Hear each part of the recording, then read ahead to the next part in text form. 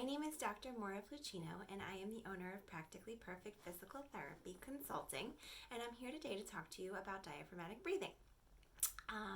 First, we'll talk about the fact that diaphragmatic breathing is a way to calm our autonomic nervous system.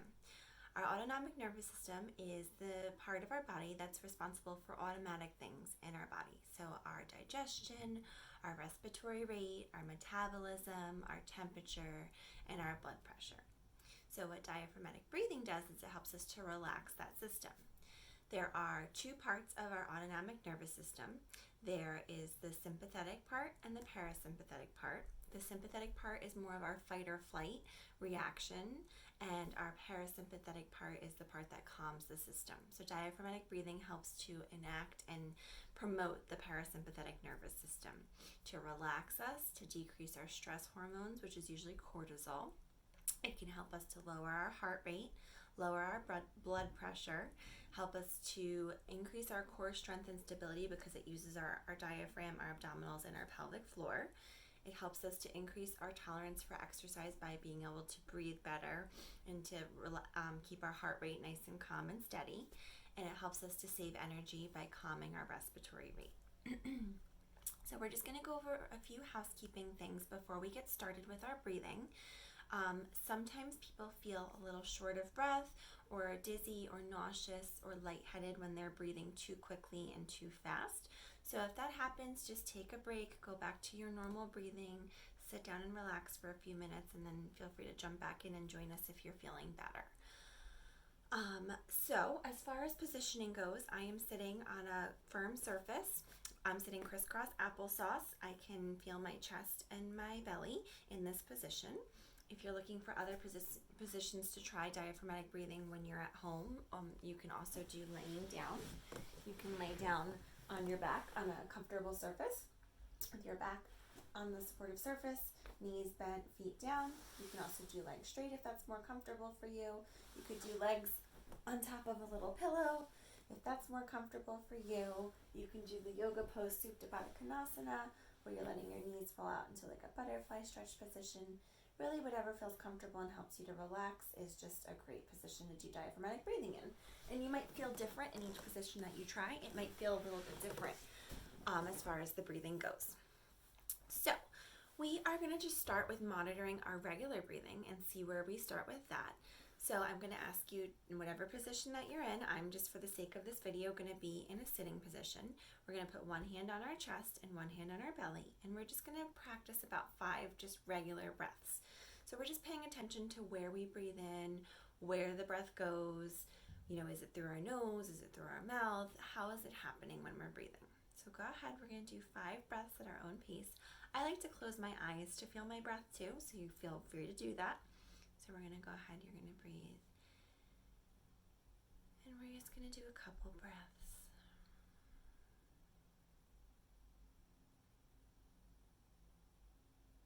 And again, we're feeling where our breath comes into our body and how it goes out and where it moves while it's within us and where it moves when it's coming out.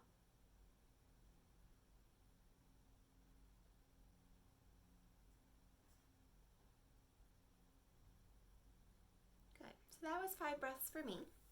So what typically happens with people is that we are not usually deep belly breathers unless we have a history of being opera singers or swimmers, things like that.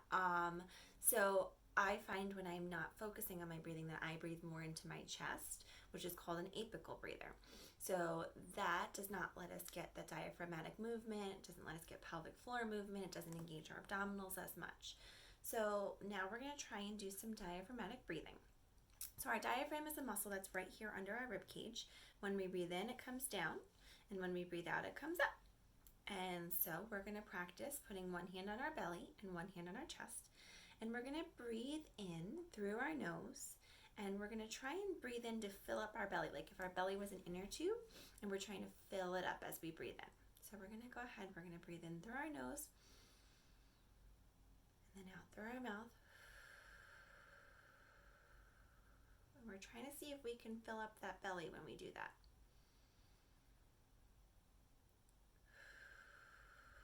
So now I'm going to add some counting to that. So we're going to breathe in for a count of 3. We're going to hold for a count of 3, and then we're going to rest and let the air out in a count of 6.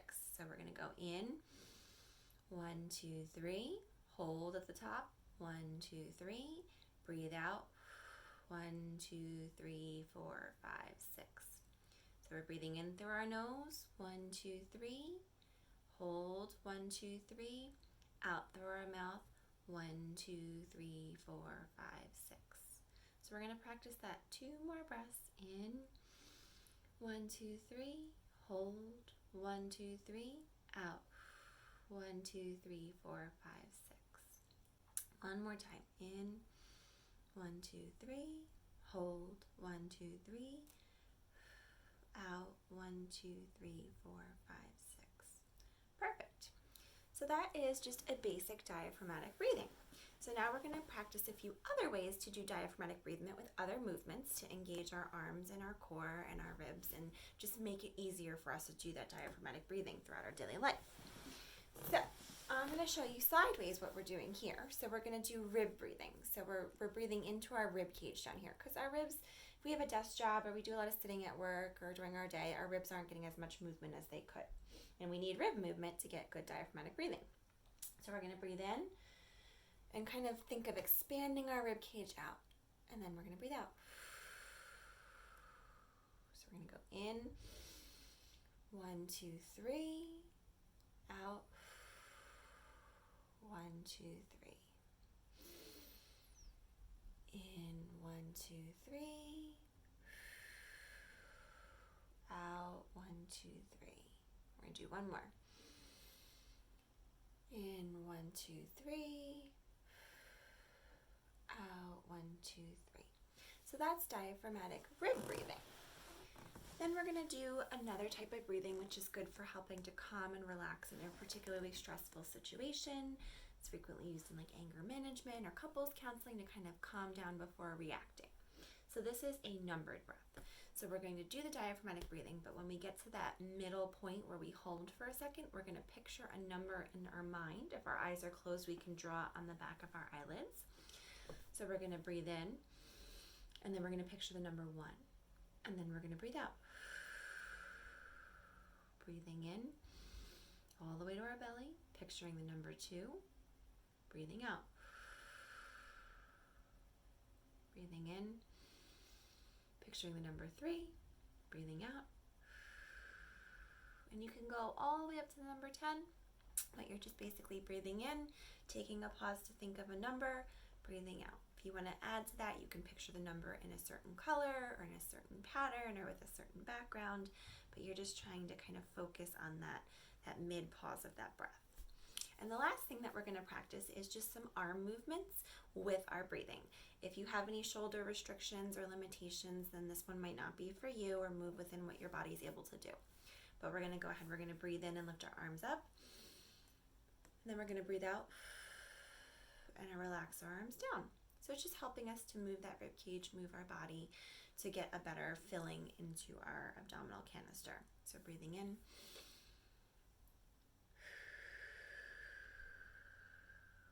One more. So that's one arm movement you could try, or the other arm movement you could try would be opening our arms out to the side.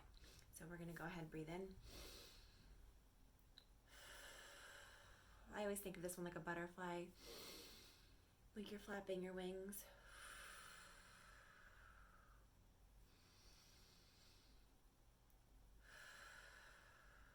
Perfect. So that is basics of diaphragmatic breathing. These are great to do when you first wake up in the morning. They're great to do at the end of the day when you're trying to calm down. If you're having a particularly stressful time at work, maybe you close your office door, you do a few deep breaths to calm yourself. It's usually best if you have a quiet area at home to do them so that you don't have kids and dogs and animals jumping on you while you're trying to do it. But if that's not possible, then you just kind of close your eyes and visualize that you're someplace all by yourself. If you have any questions, feel free to contact me. I have a website called practicallyperfectpt.com that has ways to contact me there. I also have a Facebook page for my business, so you can also contact me there. Have a wonderful day, and I hope you have happy breathing.